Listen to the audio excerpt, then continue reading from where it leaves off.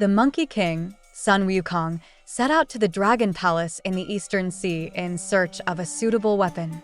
Employing a water closure spell, he leapt from the iron bridge into the water, parting the sea route and descending into the depths of the Eastern Ocean. On the way, a sea demon stopped him, loudly demanding, "Who goes there? State your name." Sun Wukong replied, "I am the Monkey King of Flower Fruit Mountain, Sun Wukong. I am your neighbor, the old Dragon King. Hurry and go in to inform him." The sea demon hurriedly returned to the Crystal Palace, reporting to the Dragon King of the Eastern Sea, Aoguang.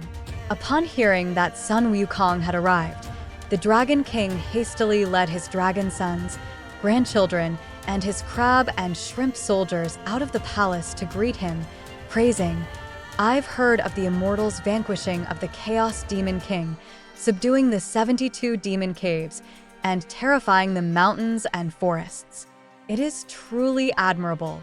Leading Sun Wukong into the main hall of the Dragon Palace, the Dragon King arranged seating for guest and host. The Dragon King asked, "Although we are neighbors, we have had no prior dealings. Today, you grace my abode. May I inquire as to the purpose of your visit?" Sun Wukong replied, "Recently, I have been training my monkey soldiers, but I am vexed by the lack of a suitable weapon. I have heard of the treasures in the Dragon Palace and have come specifically to request one from the esteemed dragon." Although reluctant, the Dragon King dared not offend Sun Wukong and commanded the Minister of Carp to bring forth a large battle saber. The blade gleamed with icy cold, clearly extraordinary. Sun Wukong, seated on a chair, merely glanced at it and waved his hand, saying, "This monkey does not wield blades. Please exchange it for another." The Dragon King then ordered the Minister of Loach to bring out a 9-pronged trident weighing 3,600 catties. Sun Wukong jumped up from his seat, took the trident, swung it, threw it to the ground, and shouted, "It's too light. It's too light. Please change it again." Unable to do anything else, the Dragon King ordered the Commander-in-Chief and the General of Carp to bring forth a Fangtian painting halberd. Sun Wukong approached, took it in his hands, and gave it a try. Astonished, the Dragon King exclaimed, "The immortal truly possesses divine strength." However, Sun Wukong wielded it a few times before tossing it away, shouting, "Still not right. Too light. Too light." The Dragon King, fearful, said, "This Fangtian painting halberd weighs 7,200 catties, the heaviest weapon in our Dragon Palace. If this is not suitable, then there is none." Sun Wukong grew impatient and said, "I don't believe it. If you don't give me a weapon today, I won't leave." While they were arguing, Grandma Dragon and Lady Dragon came in and pulled the Dragon King into the back room. Grandma Long offered her advice and said, "Your Majesty, why don't you take him to see the Dinghai Shenzhen iron in the sea?" Before Grandma Long could finish speaking, the Dragon King quickly shook his head and said, "This is a treasure that holds the sea. How can you give it away?" The Dragon Lady smiled and said, "We are not giving it to him. Your Majesty, think about it. The divine iron of the sea weighs 13,500 catties. How can that monkey lift it? When he realizes he can't handle it, he will leave on his own accord." The Dragon King nodded in agreement. Returning to the main hall, the Dragon King said to Sun Wukong, "In the sea treasury, there is a divine iron, left behind by Emperor Yu when he controlled the floods. However, it is too heavy to move. Immortal, please come with me to have a look." Sun Wukong jumped up and exclaimed, "Where is it? Lead the way." The Dragon King then accompanied him there. Arriving at the sea treasury, from afar, they saw countless beams of golden light and auspicious chi soaring. Pointing with his hand, the Dragon King said, "That place emitting light is where it is." Approaching, Sun Wukong felt it. It turned out to be a rough iron pillar, several zhang long. He couldn't help but say, too thick and too long. It would be better if it were shorter and thinner. As soon as he finished speaking, the iron pillar shrank by a circle, shortening by several feet. Seeing this, Sun Wukong knew it was a treasure and called out, "Smaller, smaller." The iron pillar continued to shrink, quickly transforming into a stick over a zhonglong, as thin as a bowl. Sun Wukong took the stick in his hand and examined it carefully. He saw that both ends of the stick were 2 golden rings, and in the middle was a section of black iron inscribed with 12 seal characters, "As you will, gold-banded cudgel, 13,500 caddies." Delighted with the treasure, Sun Wukong couldn't help but dance with the golden-banded cudgel. The power of this treasure was unparalleled, stirring up the sea, causing the dragon palace to shake, and making the dragon sons, grandsons, shrimp soldiers, and crab generals stumble and fall to the ground. Seeing this, Sun Wukong laughed heartily, dancing even more vigorously, shouting, "What a treasure! What a treasure!" The Dragon King was terrified, shouting loudly, "Immortal, stop! Immortal, stop!" Sun Wukong then stopped. Holding the golden-banded cudgel, Sun Wukong smiled at the Dragon King, saying, "Thank you so much for your kindness, old Dragon King." The Dragon King, regretting his deceit, could only force a smile, saying, "It was nothing, it was nothing."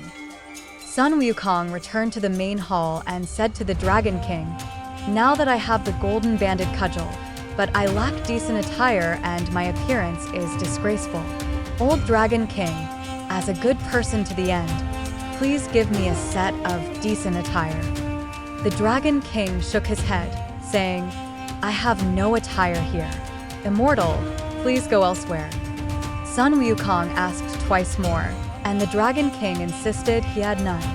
Suddenly, Sun Wukong's expression turned serious, saying, "If there really isn't any, then let me show you the power of this golden-banded cudgel." The Dragon King was frightened and quickly said, "Immortal, please don't be hasty. Let me call my 3 younger brothers to discuss." After the Dragon King spoke, he ordered the general to beat the drum and the commander to strike the gong, summoning the 3 Dragon Kings.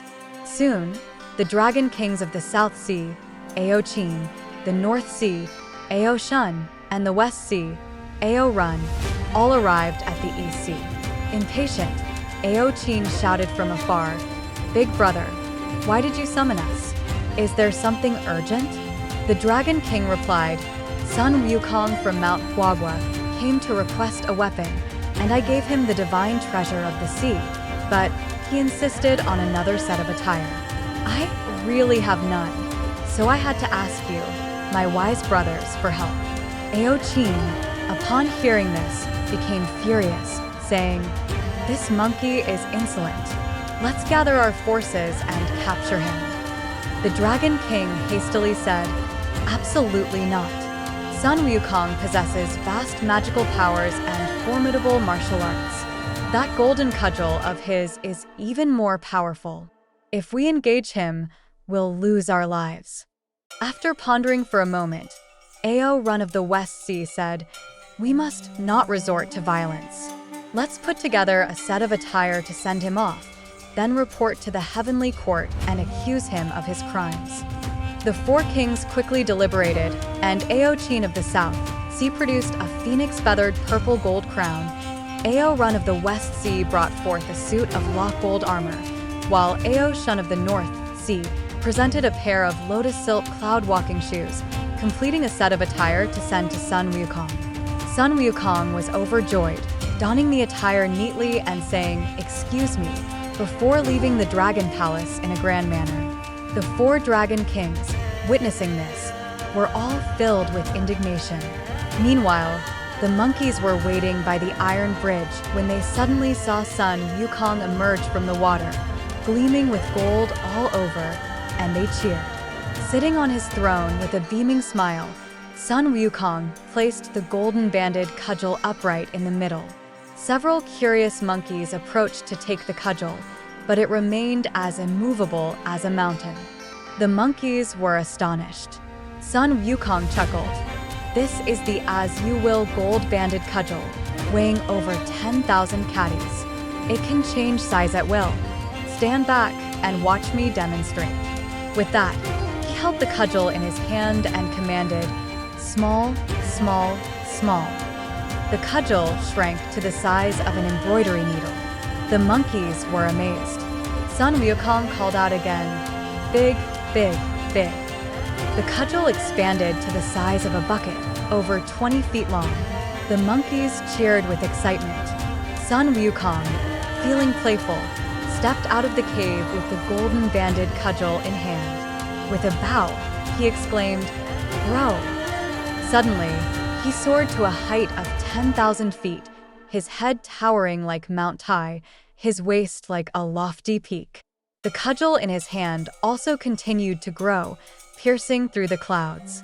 The golden-banded cudgel reached 33 heavens above and 18 levels of hell below. Nearby demon kings and monsters, terrified, prostrated themselves and kowtowed. Subsequently, Sun Wukong energetically organized and selected leaders among the monkeys, continuing their training and drills. With these matters settled, Sun Wukong relaxed and began his travels, wandering through 1,000 mountains. He befriended 6 demon kings, Nyo-emo, Jiao-emo, Peng-emo, Shi-Tuo, Mi-ho, and Rong-wang, forming bonds of brotherhood. They spent their days drinking, chatting, and enjoying themselves. One day, Sun Wukong hosted a grand feast, inviting the 6 demon kings, and they drank until they were thoroughly intoxicated. After bidding farewell to the 6 demon kings, Sun Wukong drank a few more cups with the leaders of the mountain. As the alcohol took effect, he lay down under a pine tree and fell asleep. In a daze, he saw 2 little ghosts holding a decree, which read, Sun Wukong, upon approach, without explanation, capture him with ropes and take him away. Stumbling along, they arrived at a city. Sun Wukong, in a drunken haze, looked up and saw the words Underworld written on the iron plates of the city walls. Suddenly realizing where he was, he asked, "The underworld is where the king of hell resides. Why have you brought me here?" The 2 little ghosts replied, "Your life is to end today, and we are ordered to bring you." Sun Wukong retorted, "I transcend the 3 realms and am not bound by the 5 elements. I am beyond the jurisdiction of the underworld. Why would you come to take me?" But the little ghosts paid no heed, dragging him along with the ropes, intending to bring him into the city. Annoyed, Sun Wukong twisted his body, shaking off the ropes, and from his ear, he took out the golden-banded cudgel, which he then waved a few times, causing it to shrink to the size of a bowl. With one strike, he turned the 2 little ghosts into a pulp. Still irked, Sun Wukong swung the golden-banded cudgel and charged into the city. The demons had never seen such a scene before and fled in terror, scattering in all directions.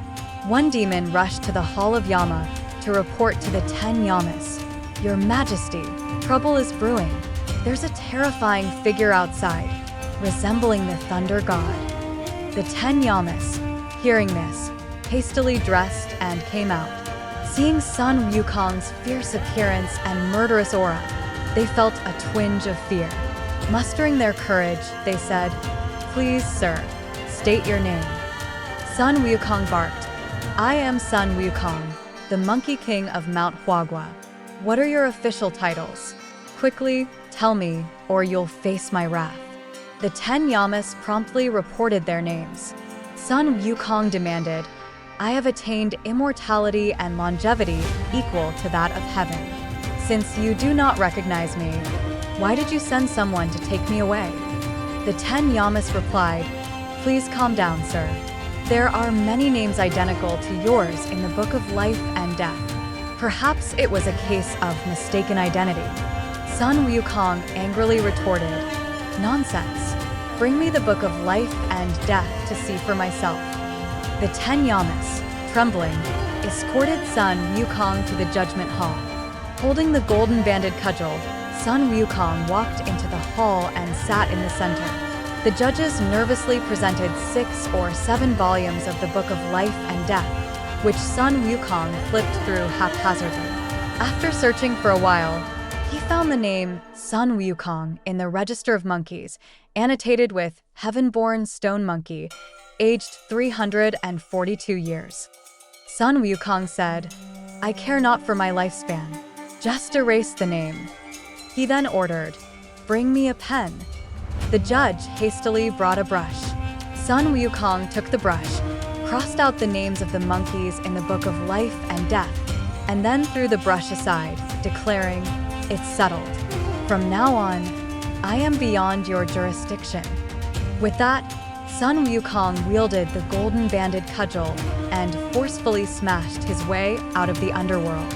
The 10 Yamas dared not approach and gathered together to discuss sending a report to the heavenly court.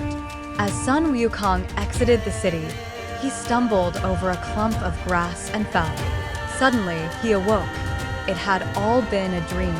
The monkeys exclaimed, "The great king must have drunk too much, sleeping until now." Sun Wukong recounted the events of erasing his name from the Book of Life and Death at the Hall of Yama, and the monkeys listened with joy, bowing their heads in gratitude. News of Sun Wukong's rampage in the underworld quickly spread far and wide, further enhancing his reputation.